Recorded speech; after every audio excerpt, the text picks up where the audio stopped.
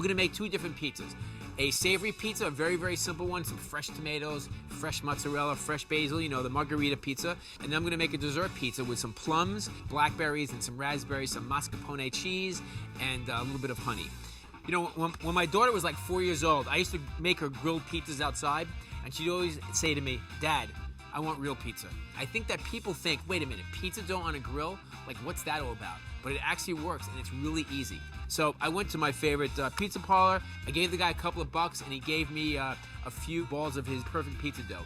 So we're gonna start by actually cooking off the dough first. It's kind of interesting. So we're just gonna take a little bit of canola oil, and we're gonna just brush the pizza dough. I'm gonna use my gas grill for this. You can use a charcoal grill, of course, but the gas grill I know is always gonna have nice, even heat for the pizza dough. It's actually a good idea.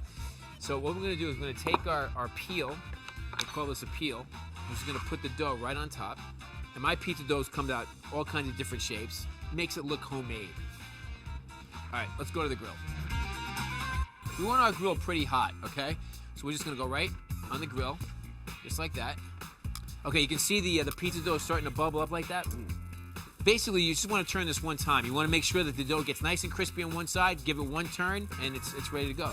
You see how quickly it cooks? I mean, literally 45 to 60 seconds on each side, and then you have a cooked pizza dough. It depends how much you roll it out. I like my pieces to be thin as opposed to thick.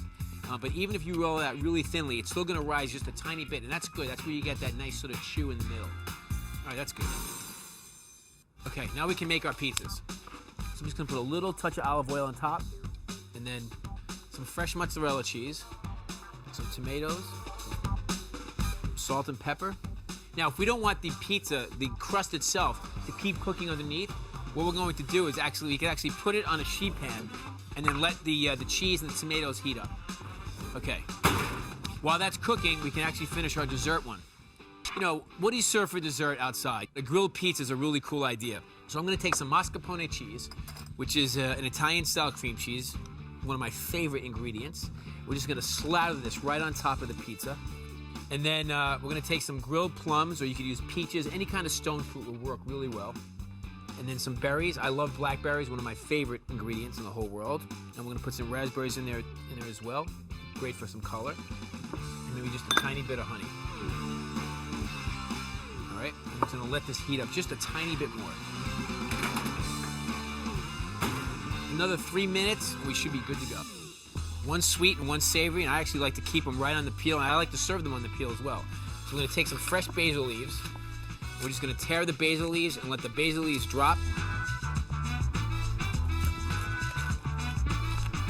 There's our pizza margherita on the grill. For dessert, mascarpone cheese, some grilled plums, some berries, powdered sugar, a little bit of honey. Mangiare. Good way to end the day. Really terrific.